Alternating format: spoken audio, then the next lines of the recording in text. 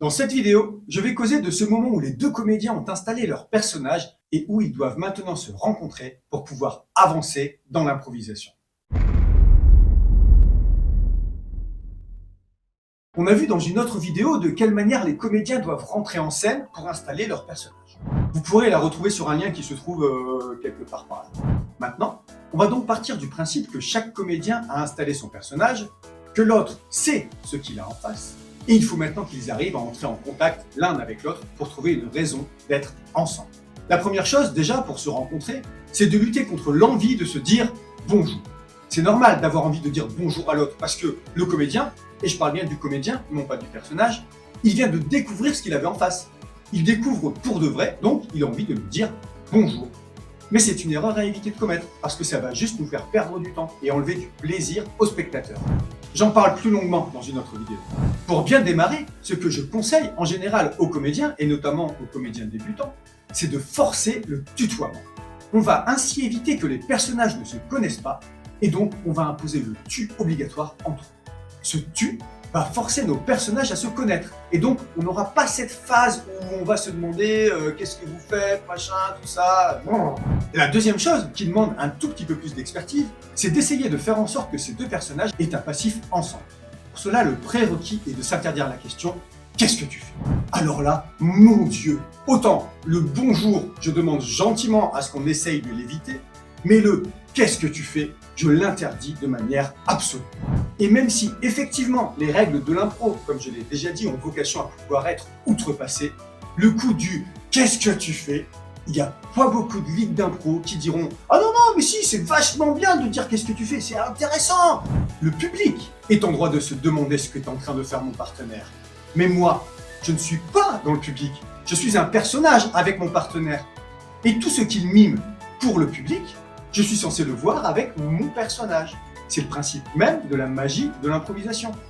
Clairement, dans la vraie vie, si je m'approche d'une personne qui est installée, une canne à pêche dans les mains, il n'y a aucune chance pour que je lui demande « qu'est-ce que tu fais ?» Je le vois. En impro, c'est pareil, je suis censé le voir. Et pourtant, je vois les objections qui peuvent m'être faites. On ne devine pas forcément que c'est une canne à pêche en impro parce qu'elle n'est pas physiquement là. On risque de se tromper. Et c'est là qu'intervient la notion de degré de liberté.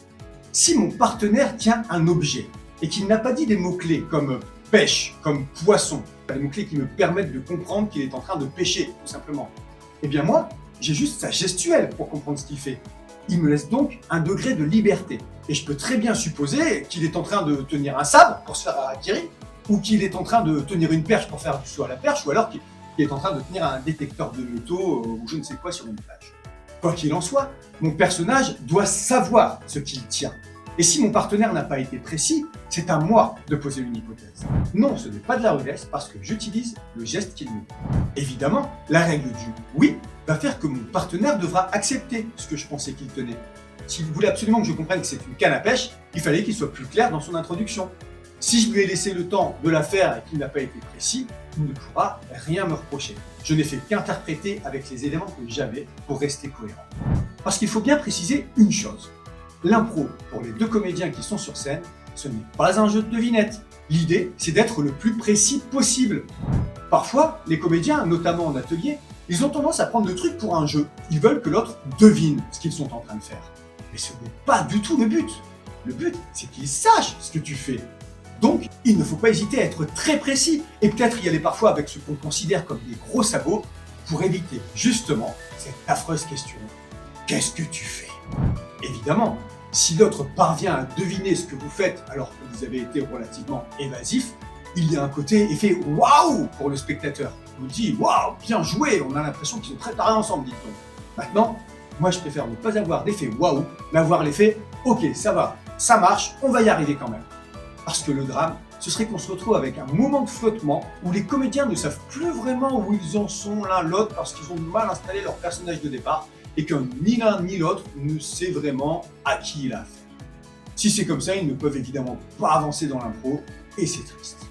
Je reviens maintenant à ce moment où on considère que les choses ont bien été exécutées, où chaque comédien a bien installé son personnage. Et alors là, donc, concrètement, comment faire pour donner un but commun aux deux personnages ? Le principe, il n'est pas très compliqué. c'est que plutôt que d'essayer d'imposer mon idée de personnage à mon partenaire, je vais essayer d'inclure son idée de personnage dans mon idée personnelle. Et tout ça, ça va tout changer. Parce que si je décide d'essayer de m'intégrer dans son histoire, on va être dans une sorte de rapport de force. Je veux m'intégrer dans son histoire, il veut s'intégrer dans la mienne. On est dans une situation comme ça un peu conflictuelle, où l'un et l'autre on est actif, on veut s'imposer dans quelque chose. À l'inverse, si j'essaye de l'intégrer dans mon histoire et que lui-même essaye de m'intégrer dans la sienne, on est tous les deux dans une démarche d'intégration et non pas d'opposition. Je veux aider l'autre à venir avec moi et l'autre veut m'aider à venir avec moi. Ça va nous simplifier énormément la tâche parce que ce faisant, je montre à mon partenaire que je sais exactement qui il est, où il veut aller, et lui, il fait pareil. On est dans une situation de compréhension globale où l'on va juste chercher à rentrer dans les univers de l'un et de l'autre. La clé, évidemment, va résider dans les degrés de liberté qui ont été laissés. Parce qu'en effet, si on est limité à une phrase pour installer notre personnage, il est impossible que tout soit verrouillé. Et c'est tant mieux. Il reste forcément des degrés de liberté, que ce soit en termes de temporalité, de lieu, de lien entre les personnages, d'environnement, etc.